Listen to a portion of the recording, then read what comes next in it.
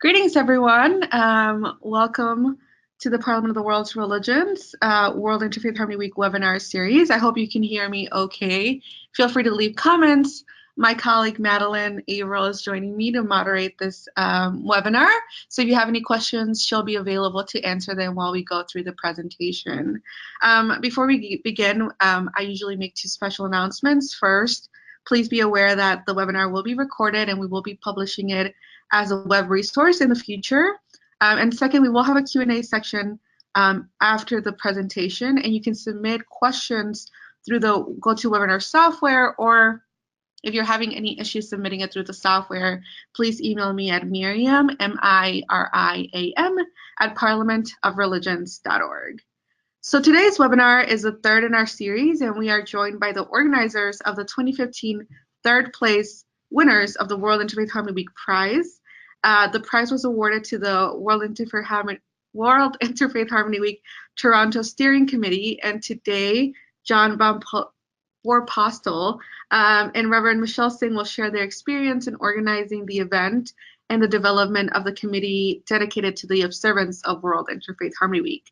So they are representing the World Interfaith Harmony Week Toronto Steering Committee, which was founded in 2012 by John, and it originally held its inaugural meeting at the offices of the Toronto Catholic Archdiocese on October 21, and their first World Interfaith Harmony Week events were actually hosted in 2013. From the beginning, the mission has been to create and widen awareness of World Interfaith Harmony Week within the Greater Toronto area and to help plan, conceptualize, facilitate, and coordinate its events. The foundational values are respect for all faiths and beliefs, and peoples of goodwill, and the firm belief that there is great value in knowing each other and working together. Just to introduce John Voorpostel, he is a CPA and the founder in the fall of 2012 of the World Interfaith Harmony Week Toronto Steering Committee.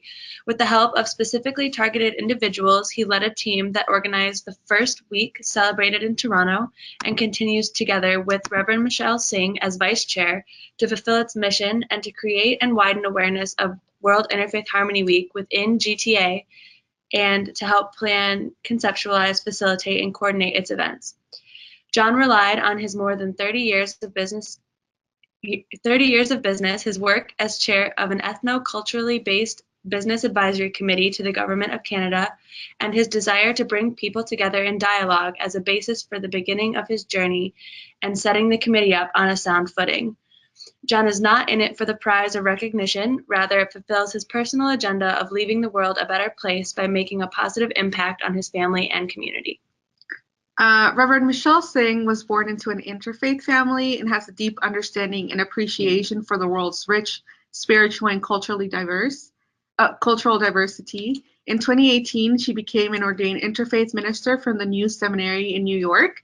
Since then, she has been actively engaged in Canada's interfaith movement, including vice-chairing Toronto's award-winning World Interfaith Harmony Week Steering Committee and co-founding a multi-faith spiritual dialogue circle.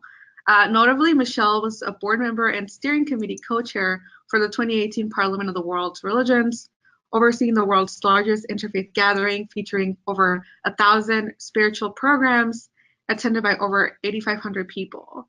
She recently accepted a position of Deputy Director of Faith at Faith in the Common Good, a national interfaith network founded on the belief that diverse faith congregations and spiritual communities can be powerful role models for the common good. Please join me in welcoming Michelle and John.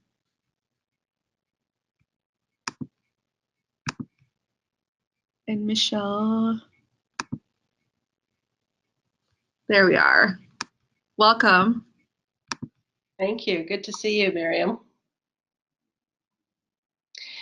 I will start by offering a land acknowledgement. In Canada, we have a Truth and Reconciliation report.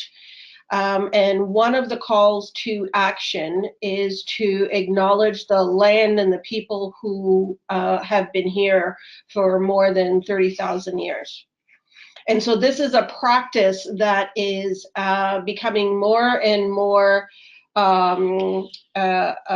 done throughout Canada. We begin all of our meetings and sessions with it. I acknowledge the land I am standing on today is the traditional territory of many nations, including the Mississaugas of the Credit, the Anishinaabe, the Chippewa, the Haudenosaunee, and the Wendat peoples, and is home to many diverse First Nations, Inuit, and Métis peoples. By making a land acknowledgement, we are taking part in an act of reconciliation, honoring the land and Indigenous heritage, which dates back over 10,000 years. So for this webinar, we've essentially broken it down into the 3 points that Miriam made in the description. We'll start by talking about our experience in observing World Interfaith Harmony Week in Toronto, what it took to organize and the award-winning events in 2015, and also ongoingly what it takes to build a network that is dedicated to observing World Interfaith Harmony Week ongoingly, and not just annually, but throughout the year as well, so that we continue to build networks and relationships in preparation for the February week. So I think what we'll do is, John, if we go back and forth a little bit with those 3 themes, I can share a bit, you share a bit, and then we'll move on, and then we'll just do the questions at the end, Miriam. Okay. So one of the things to know about Toronto is that interfaith activity has been going on in Toronto since the early 1900s. Their Metropolitan United Church actually led an interfaith march in 1938 that was a protest of the Kristallnacht program. Toronto is, just to give you a sense of the diversity of Toronto, we have over 2.6 million people. We're the largest city in Canada and the 4th largest city in North America. There are about 230 ethnic groups in Toronto and over 140 languages spoken. So that gives you the context for the conversation that we have around interfaith harmony in the city. I think what we've learned in terms of our experience is that people do want to participate. They want to learn about their neighbors. They want an opportunity to listen and learn. I think one of the things that we have found most successful is to partner faith groups together. So we will recommend, if a faith group comes to us, sometimes they come with an idea of what they want to do and they've already got their partners. And other times they come to us and say, we want to get involved. What can we do? Can you give us some ideas? So we will connect them with other faith groups in the city. We'll learn about what they do specifically, what areas they focus on. For example, if someone has a particular focus on water as a social justice issue, we might connect them with another faith group that has programs that are focused on water as well. John, just jump in anytime. Well, yeah, I mean, just to underscore what Michelle is talking about, I've often credited the state of Toronto in its readiness to accept World Interfaith Harmony Week because of its deep roots, the ones that Michelle is talking about. In first assembling the committee, I used a contact that I'd made many years ago, who is now actually sitting in Canadian Parliament, because she had a tremendously deep Rolodex. Her name's Yasmin Ratanzi. She pointed me to Paul McKenna of the Scarborough Missions, who has been Mr. Interfaith in Toronto for 30 some years. And Paul was instrumental in getting us into the diocese and actually giving us the mainstream, let's call it interfaith credibility that enabled us to have the visibility that we needed, to have, as I said, the credibility that we needed, to have the reach that we needed, because he had a tremendous number of contacts. The first mailing that ever went out to Paul's mailing list.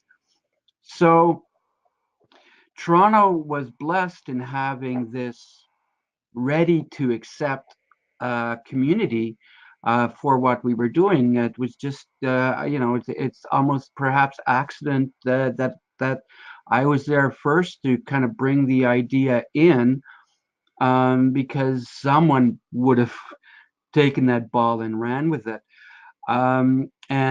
As Michelle points out, over the years, people have actually come out and said, what can we do to participate? And as she said, I think the big success factor for us was to be able to then identify other groups who were wanting to do something and that they could share with. I think our most successful pairing has been Dar Chainom, which is a Reconstructionist synagogue, and the Intercultural Dialogue Institute. They've put on some tremendous events. And our role has changed over the years. In the first year, we were primary organizers. I think in the second year, we did some important work in organizing events. In the third year, the one we actually won, it broadened.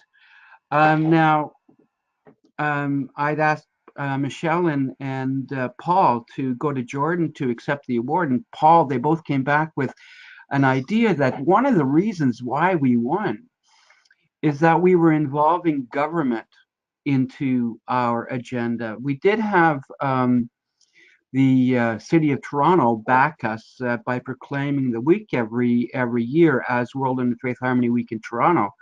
But through our connection with Yasmin, we'd been working to have it officially recognized in Canada.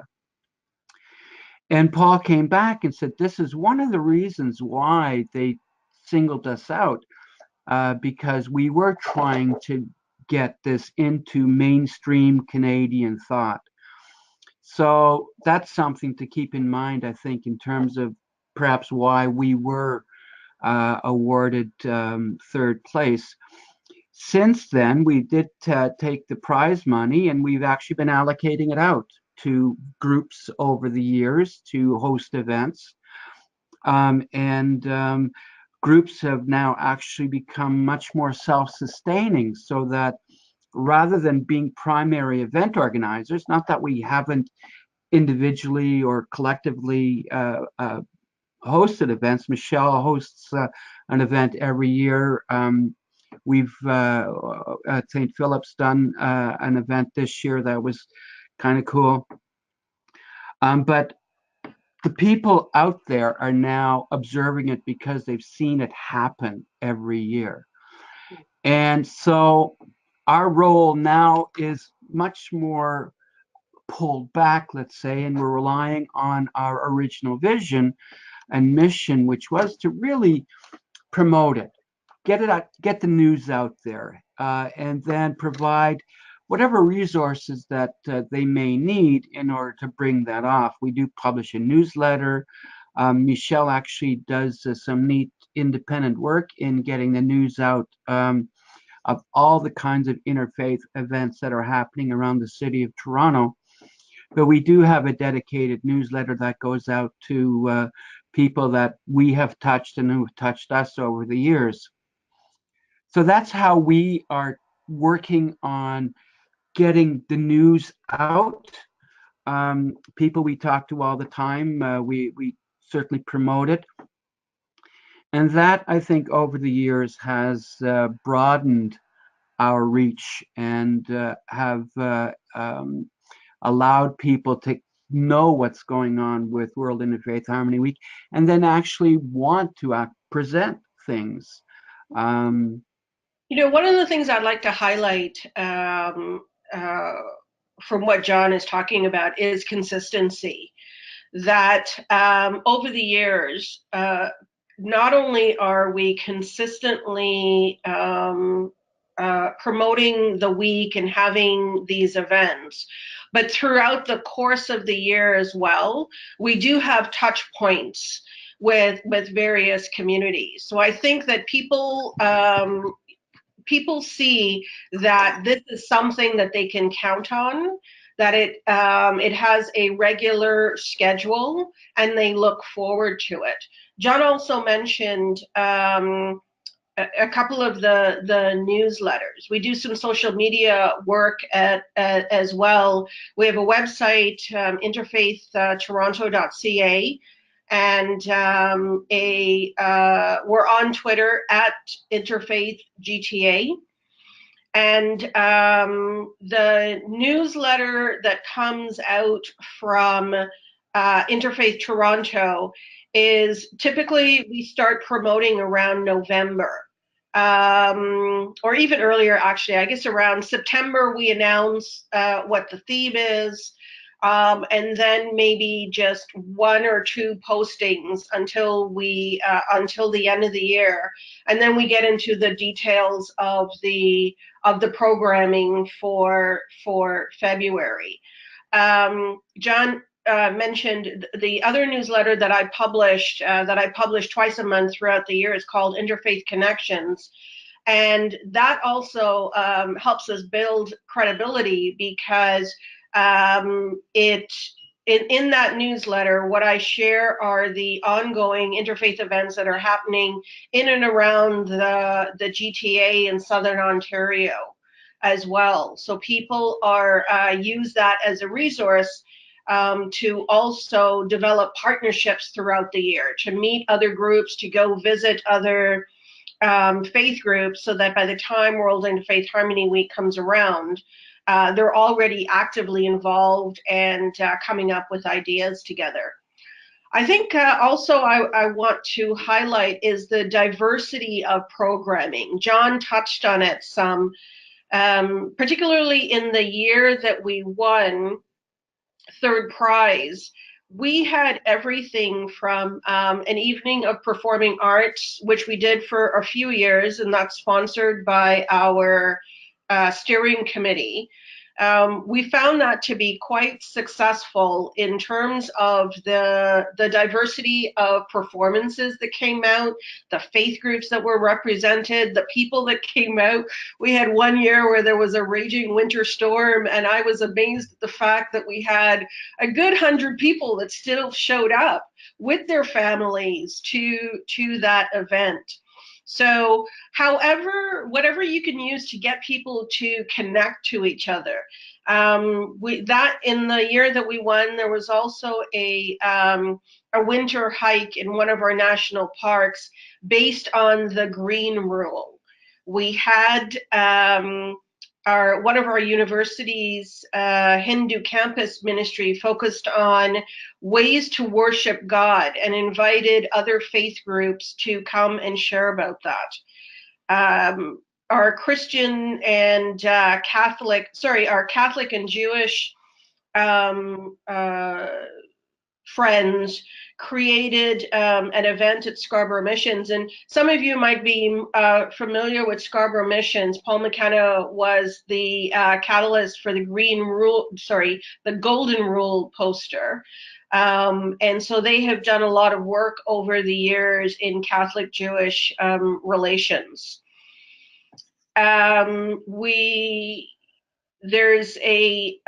We've had ongoing representation from the Saida Khadija Center in Toronto. They've been participating with us almost from the beginning and have had activities since the very beginning. A lot of the organizations get together around social justice issues as well. This year, we had participants who got together around issues of water, refugee crisis, the faith-based violence against women, ways that Christian, Jewish, and Muslim communities can come together and live in peace together. Finding light in times of darkness was one of the initiatives. So there is a wide variety of the types of programming that we've seen over the years. And I think that that's also a key to having success on a multi-year basis. One of the approaches that I tend to ask people about is Andrew Harvey says something along the lines of, what hurts your heart? What is it that really has you concerned about what's going on in the world? And then what's your part that you're going to play in that? What small thing can you do in your sphere of, in your community, in your network? And that's another way to determine the types of topics that you want to have as part of World Interfaith Harmony Week. Yeah, just building on a couple of things that you were saying, Michelle, if I can jump in. Consistency being one of them. Our theming every year is something that's consistent, not necessarily in the themes, but in actually generating a theme for the week that we have found is something that can easily be used to get people to wrap their minds around what we're trying to achieve. Number two, in the programming, what we've tried to do is focus on things that bring people together. So performing arts is something that most faiths can send representatives to and can enjoy. And in fact, it's one of the things that we have used successfully year-round. Personally, I'm part of our own little church band called No Fixed Address. And we've been asked to play at different venues throughout the year. And it's always a chance to promote World Interfaith Harmony Week. And the other thing, just going back to the commonalities, is that everyone has touchstones in their lives. So everyone wants a better life for their kids. Everybody wants to be respected. Everybody wants to be understood. And if you can create events that speak to that. So now we're getting into sort of a humanist arena.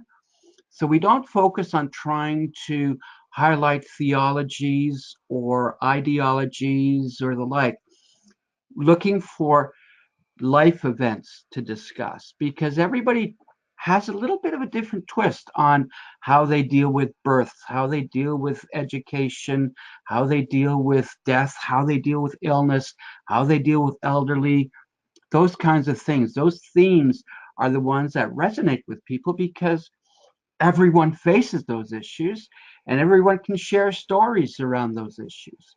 And so if you can focus on those kinds of things, then you can always add the other elements to it and say, this is how we worship. And it's really interesting to see that there are things in common in how we worship. So trying to stress the commonalities in all phases of what we're doing is, I think, one of the things that helps us succeed here in Toronto. And building again on what John is saying, particularly around themes, I think what we found is that we introduce the theme. We, at all of the events, will speak to the context of the theme. And then all of the participants organize their own events within that context. So just to give you an example of the types of themes we've had over the last few years, we started with looking for ways to work together, stories that move us, open hearts, open minds, reach out. The promise of inclusion was last year, leading up to the Parliament of Religions. And what we did this year was inclusion in action as a follow-up to the Parliament. So one of the things that we haven't talked about, but that we have experienced, is that there are multi-year programming that starts to emerge with the partners who are consistently participating year after year. And continuing to build on what they did the year before. We've seen that happening as well, which is another way to attract an audience, because they know the success of that particular event the previous year and will come out to the next year's follow-up event. Now, and to add to that, this is really interesting too, is when people have a very successful event that has drawn very interesting speakers and the like, they tend to get invited back into another event. Certainly we did that this year at St. Philip's. I met a wonderful Indigenous elder, Wabagoon, who spoke at an event last year, and I invited her to be part of an interfaith service at St. Philip's. And we had this amazing poet. His name's Wally Shaw. Very powerful speaker, very powerful presence. Invited him back as well. And we've done this throughout the years. I'm just taking two examples because these are the people I stole for our event this year.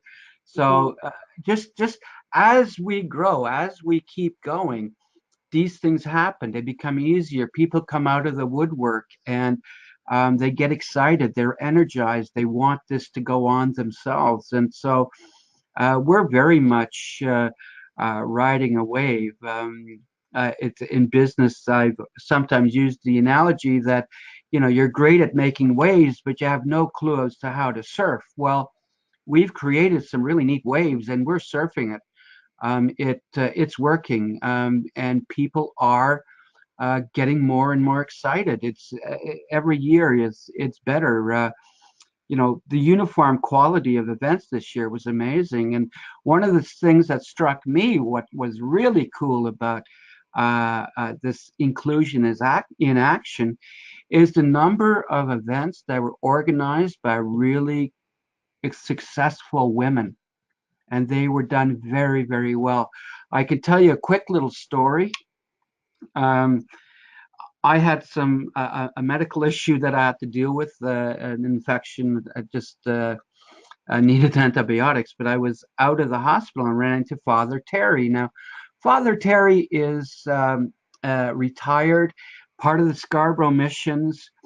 And as it happens, he had to go into the hospital for a meeting as I was just waiting for my ride.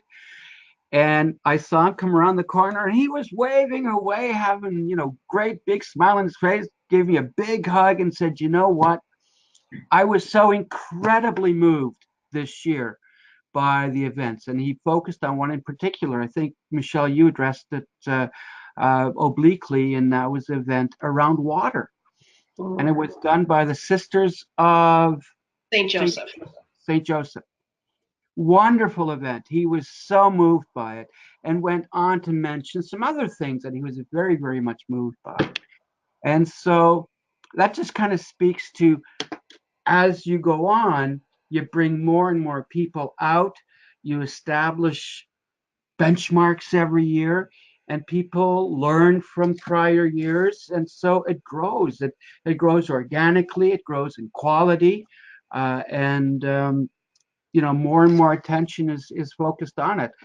And I should say too, going back to government, it's really important to get government behind you, to get the mainstream, because if there are two things that I can say is, number one, focus on sort of the mainstream when you do things.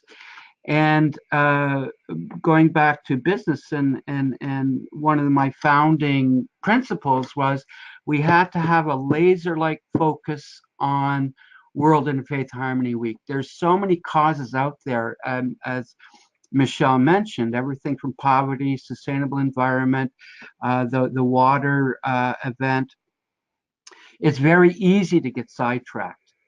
And if you have a committee that is just dedicated to World Interfaith Harmony Week to the exclusion of everything else, that I think is important, because that just, it sets the committee apart. And there's nothing wrong with individual committee members going outside of that and doing things. But as a committee, we're only concerned about World Interfaith Harmony Week, full stop. Mhm. I think that's really all I want to add to what you were just saying, Michelle. The only other piece I'll offer, John's mentioned it a couple of times, but since the beginning we've had the support of the Mayor of Toronto, giving us a proclamation and recognizing the first week of February in Toronto as World Interfaith Harmony Week. And we are continuing to build on that, as John mentioned, at the federal level as well. And part of the outreach that we've done as a committee is to connect with other cities in Canada. There are two other award-winning cities in Canada, Halifax, which won second prize in 2016, and then Calgary won first prize in 2017, I think it was. And so as much as we are focused on what we're doing in our own city, we're still reaching out. And if you have the opportunity to widen your network within your extended communities, and share best practices and get ideas from what other cities are doing, I highly recommend that approach as well. Yeah, it's interesting to see. First off, the model that we used in Toronto came from something that Toronto had done decades before. It was called Caravan. And Caravan was a period of, it was in the summer, and all the various ethnoculturally based community centers would open their doors. And they would provide food and music, cultural elements. They shared their culture. And so that was really in the back of my mind when I was looking at how to structure the week. But the concept now was used in Halifax and used in Calgary. And just to add another note to that and underscore the importance of government involvement, Calgary, that when they won first prize, actually had the province behind them. They had the city of Calgary behind them. And I think that, again, the organizers took note of that. We've probably been playing a longer game in some instances because we're working to get the federal government involved. We tried a couple of different things. We organized a petition in the end that landed on the speaker's desk. In Canadian Parliament, we have something called a speaker. It may be different in the country you're from, but the speaker determines what might be on the agenda. And then because we do have one of our committee members now sitting in Canadian Parliament, she is working diligently on getting the government to recognize World Interfaith Harmony Week as an official week in Canada. It's premature to announce something at the moment, but there's some exciting things that are coming our way in 2019, and hopefully, we'll have a great announcement in the upcoming months in that area. So important to have government on your side, important to have a concept for the week, how it hangs together. In summary, and again, be the driving force to make it happen in your community, because if you don't do it, who will? Oh, and the other thing too, the focus really should not be on winning the prize.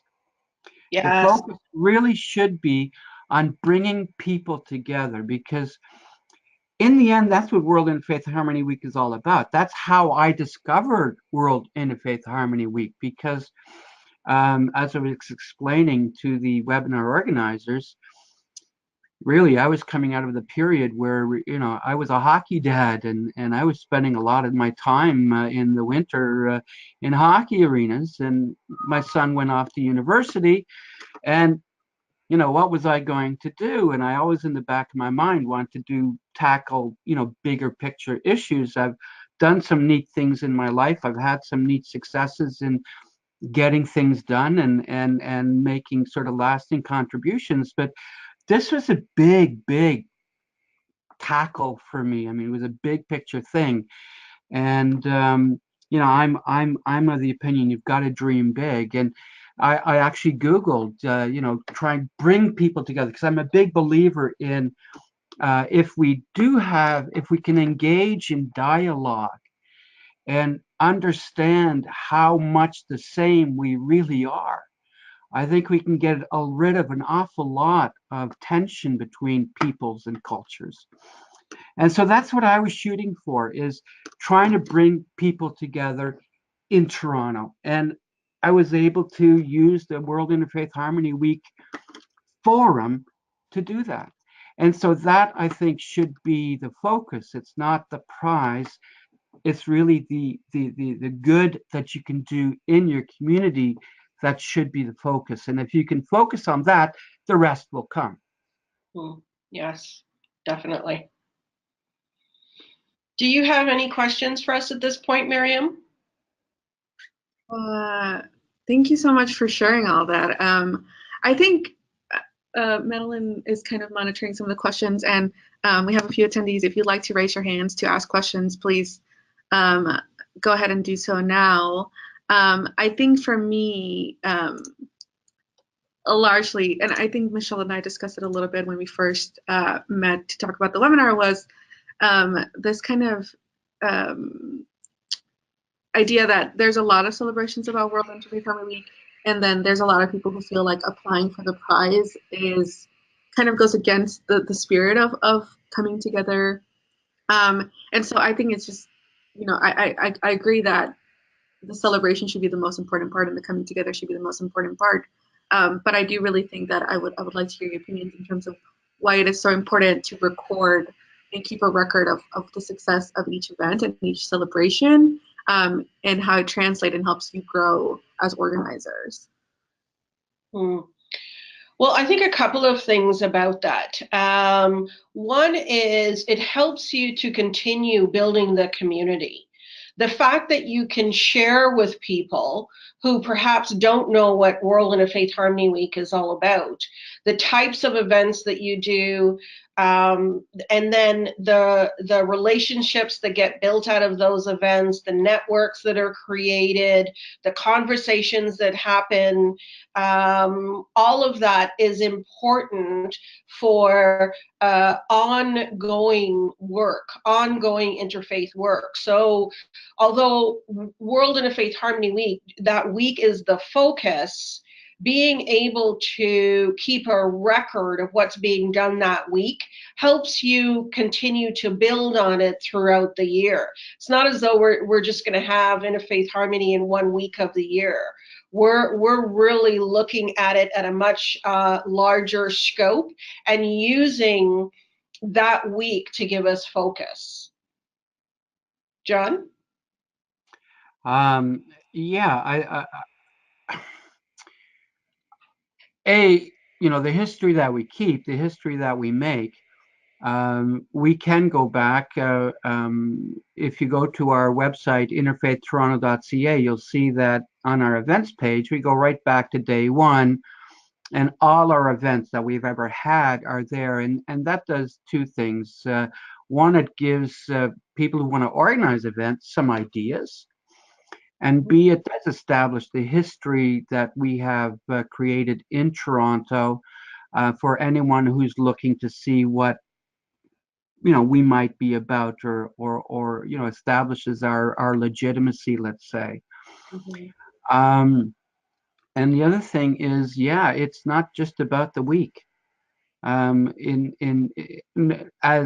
people who are organizing this, we have been identified as people who are interested in this whole interfaith work and interfaith community.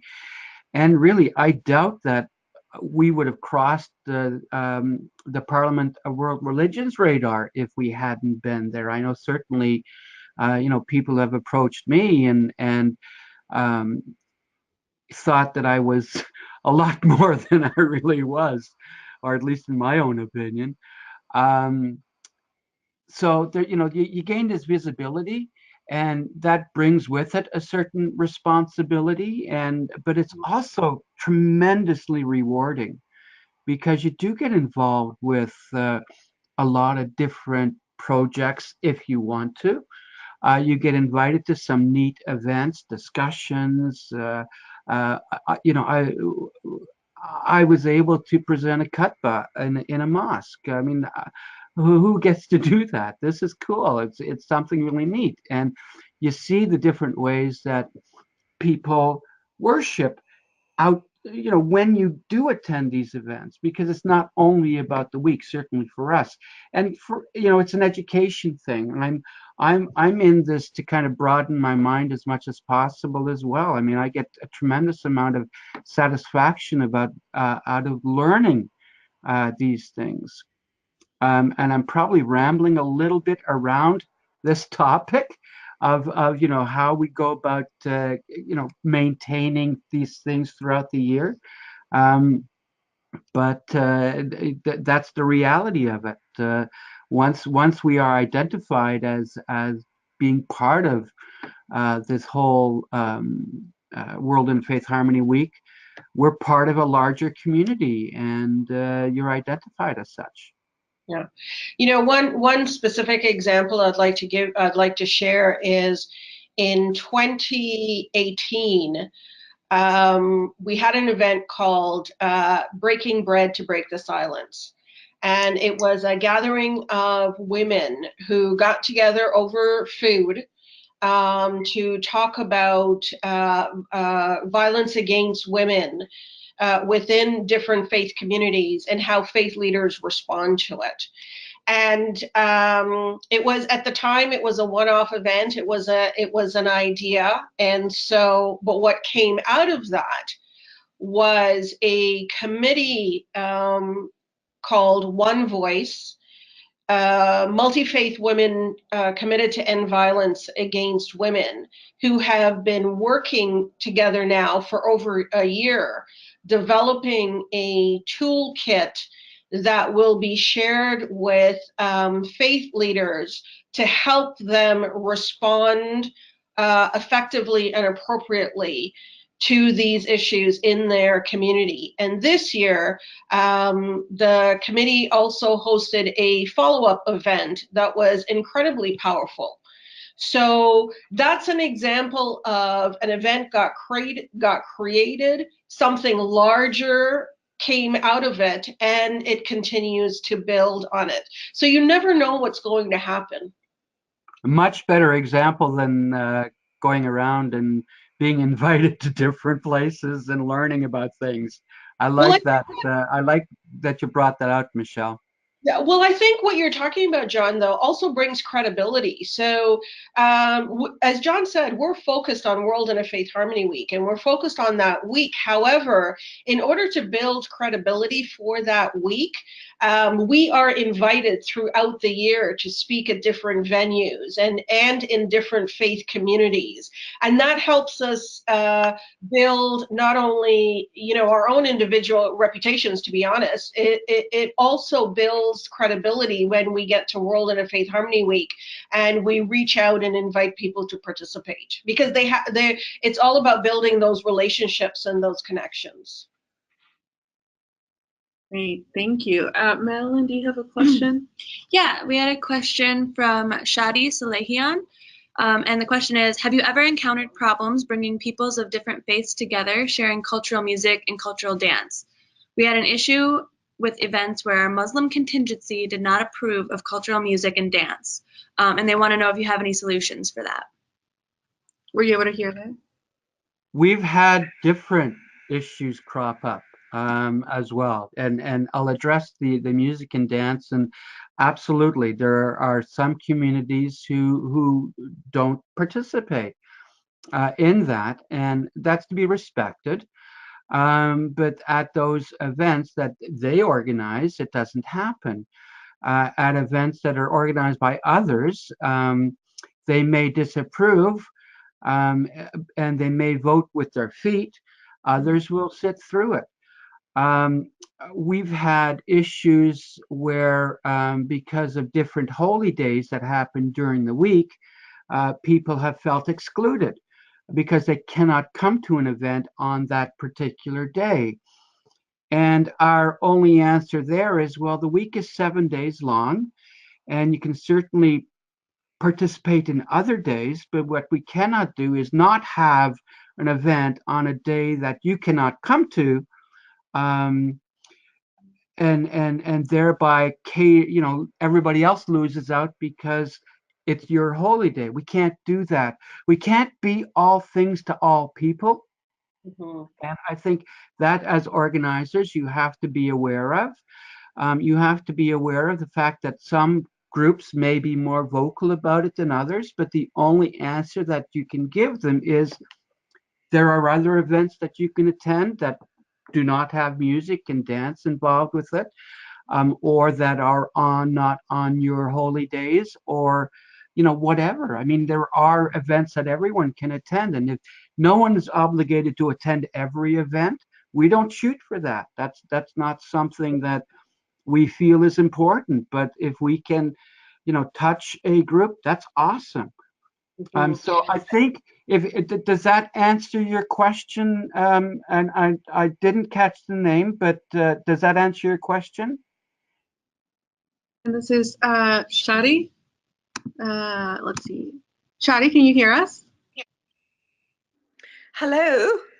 Hello, Shari. Oh, hello. How are you? Thank you so much. Yeah, I think that answers part of it. But I think the struggle is that when they are part of the organizing committee and they sort of push for that, how to do it in order to maintain the unity, but yet also, I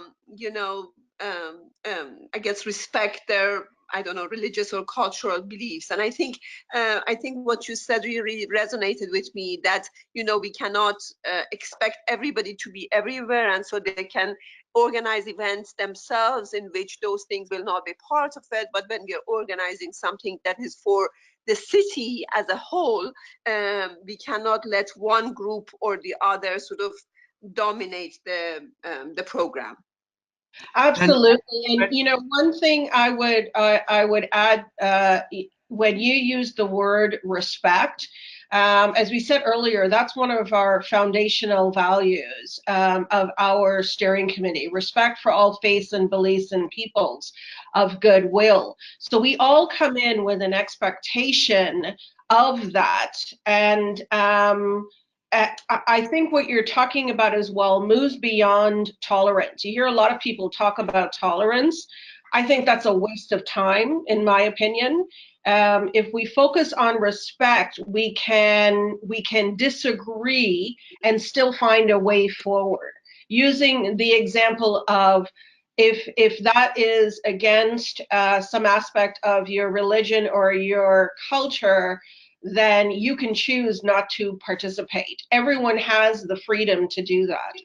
Yeah, but Sherry, what I also heard though is that in your particular instance, there is a group that is part of your organizing committee that has some issues in how they could host an event.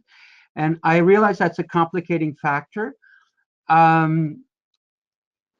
All I can tell you there is that one of the underlying fundamentals and concepts is that we should practice what it's not a term that I've coined by any means, but I read it, and that is practice vigorous hospitality.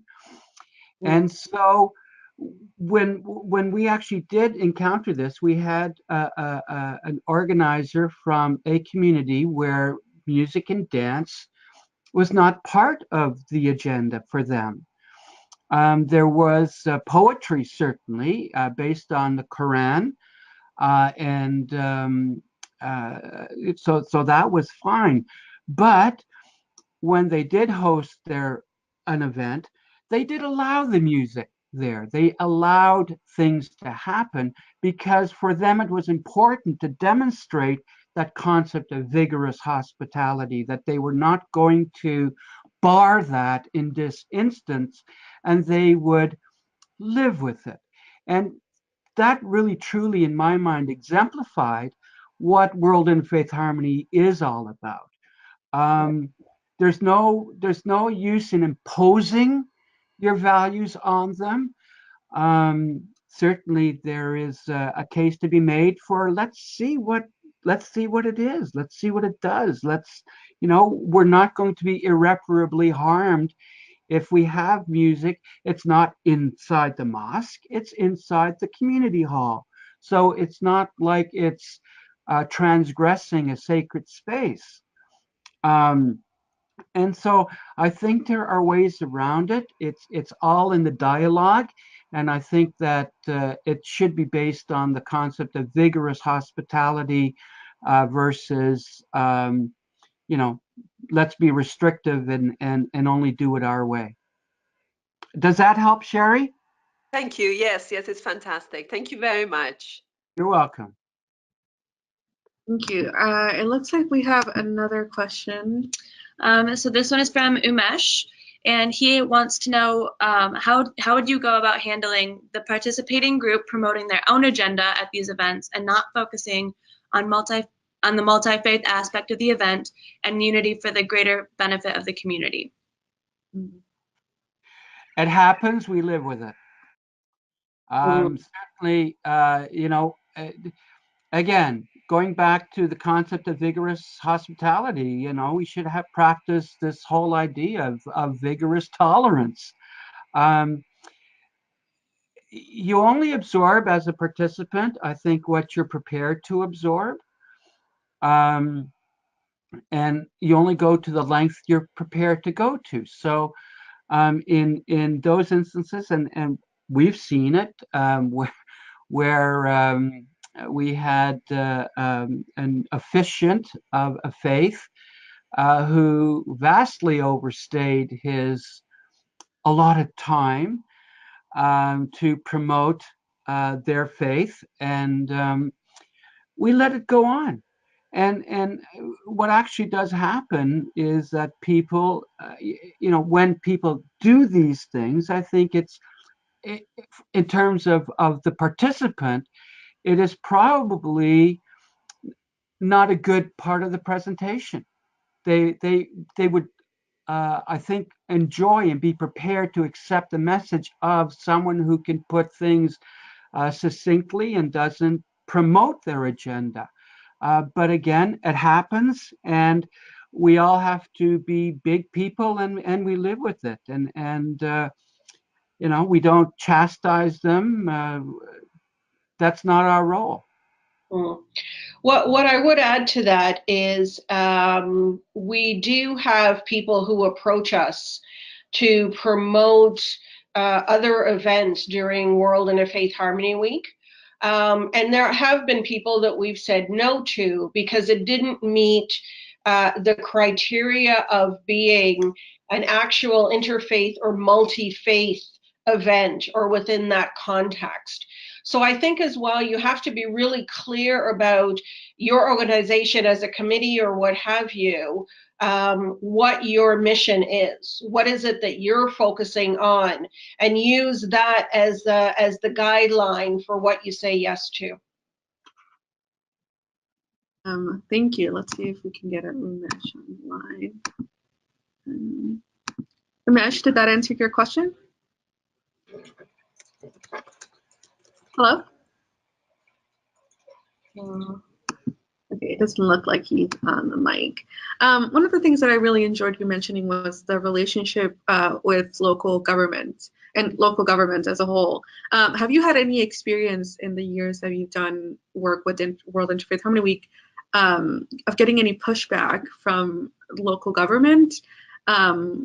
I just know because we've heard, especially in places where there's a little less diversity or they don't have as good of an understanding of what interfaith work is, that sometimes the government isn't as friendly to some of these initiatives. So any advice that you have on that would be wonderful. we're just blessed to be in Toronto. It's in the bones. It's in the DNA. It's every mayor that we've approached has been on side, and it's also something that's very Canadian. We don't have the same viewpoints as perhaps some other countries have.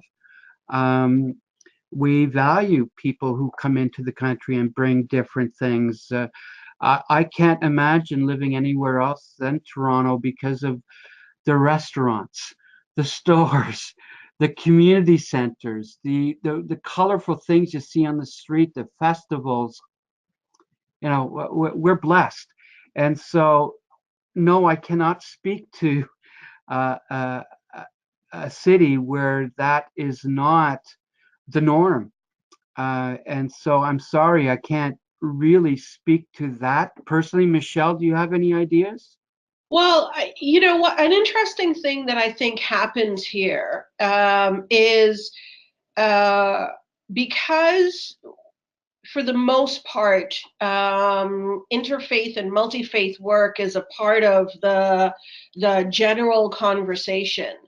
That sometimes what I've heard from people is, well, why do we need to do that? Why do we need World Interfaith Harmony Week? We're already doing all this other stuff throughout the year.